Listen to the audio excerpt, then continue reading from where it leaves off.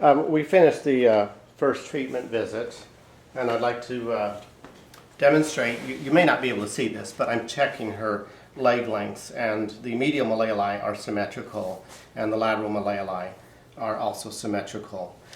This fibula, I can now take up the slack, and I can create a little bit of spring, and it moves, and it comes back. And when I do a posterior glide, I can take up the slack on the fibular, the lateral malleoli, and I can spring and it comes right back. It doesn't move much at all by design, okay? But at least it is now moving. Again, this laxity is interesting to note. With respect to the knee, I can now clasp this knee, and when I squeeze it, I feel it move. And when I load this femur, I can load it. I can then spring it, and it recoils. So we now have mobility here. And with respect to the pelvis, everything has improved when I palpate the pubic bones.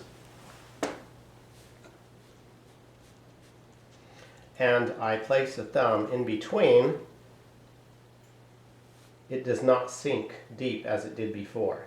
Okay, it sinks in by maybe 1/8 of an inch, maybe less. Before, it was significant. It was at least 1/4 of an inch, maybe more. And we had blocked mobility with respect to inferior glide on the left. You can see that I can take up the slack. I can now spring it, and she recoils, and now I'm going to let go of the slack. Okay? If you would please lie on your stomach.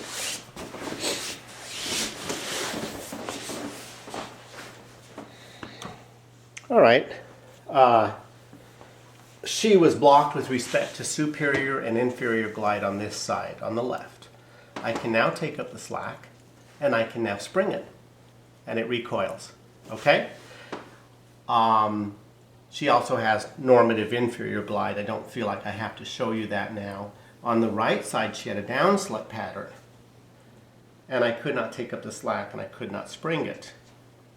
When I take up the slack now, you come to that natural end feel when you use less than 20 pounds.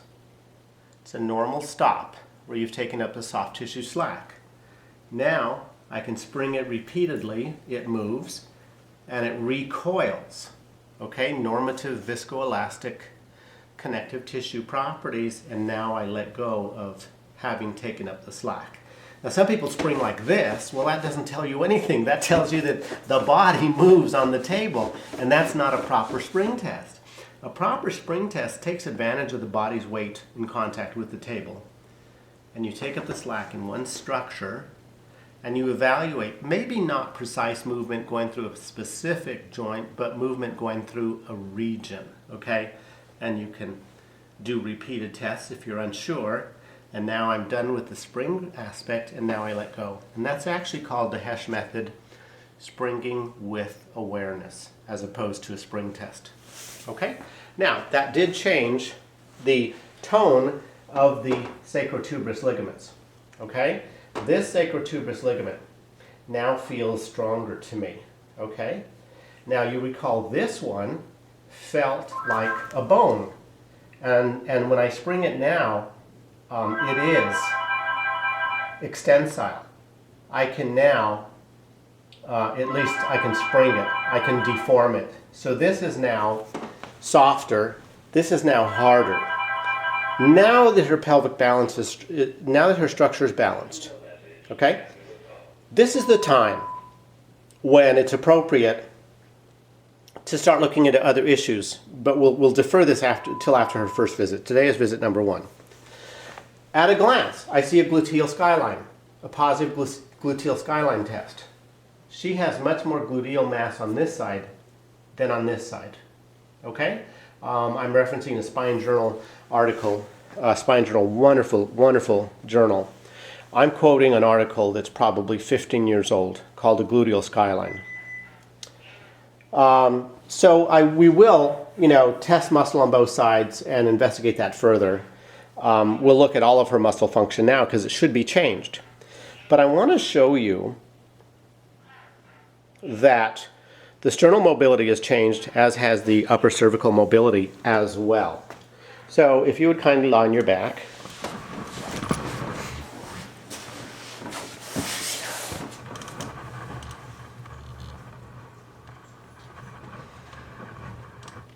And the sternum was blocked mid-body. You always want to isolate the xiphoid because you never spring a xiphoid process. So you come well above the sternoxiphoid junction. Take up the slack, spring it, and now I let go of the slack. Lower mid-body. Okay? Mid-body, this is where you were stuck. I can now take up the slack. I can spring it and it recoils. And now I let go of taking up the slack. And just to make sure, I scoot up one level, take up the slack, and it springs, okay? Yes, it's tender, but it moves. And now if I go higher up, I'm definitely on the manubrium. So that moved without me treating it directly. That moves now in response to treating the sacrum. And what's really nice is she has great upper cervical mobility, which is usually, she usually has restricted rotation, okay? And after I treated the pelvis, she got up and moved her neck, looking at rotation both directions, and she spontaneously commented that mobility was much freer in the cervical spine. And she had a little bit more, you know, a little joint noise, little popping, cracking sounds, you know, when she moved.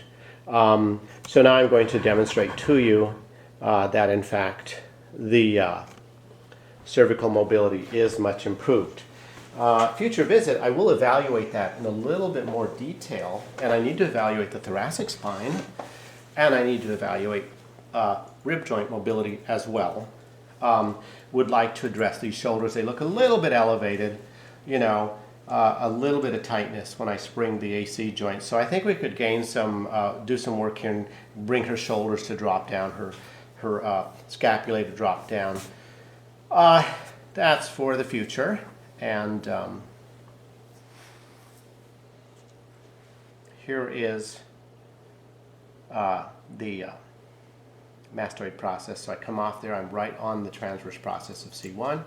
I can glide it to the left. I can even take it a little further after I take up the slack. Same thing going to the right. There's mobility where it wasn't before. And if I come underneath, I'm on the occiput now, I'm on the midline, and now I'm on C1. And look at that mobility. There's definite mobility where it was stuck. And over here, springing it posteriorly on one side, that moves very freely now. So this is much more mobile now in response to the work that we did on the pelvis. Would you lie on your stomach now? We didn't demonstrate that your hip gained extension.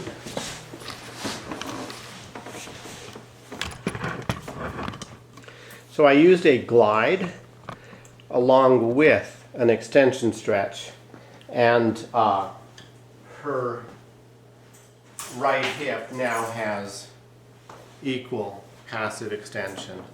You can see I can freely get 15 degrees on that side. And I think this is a good place to stop. We've demonstrated that the treatment did in fact have a treatment effect. I need a little bit of historical data. I'm going to need her to go live her life, not change anything, not go paint the ceilings or the house or, you know, do something crazy because you feel better. I just want her to just do what she has normally been doing in the last 3 weeks or so, and then come back and see me on Monday. And we have to evaluate everything, and then we'll start adding some things, start looking a little bit deeper. And the goal is to teach her self-treatment, self-management, and see if we can reduce that neuropathic itch, which might be mediated by the pudendal nerve, or might be at least enhanced by mechanical tension or compression on the pudendal nerve on the right. And because we've softened that sacrotuberous, I'm very optimistic. We also had her stand on a bilateral scale. I have a digital scale, and it showed that she was putting an average of 30 pounds more on the right-hand side. So we'll look at that also, and if we need to address that therapeutically, we'll practice teaching her to find a new balance where she weight bears symmetrically. And in the interim, the orthopod has ordered a CAT scan, which we'll discuss later on. It should be very, very interesting. And we will stop here. Thank you very much.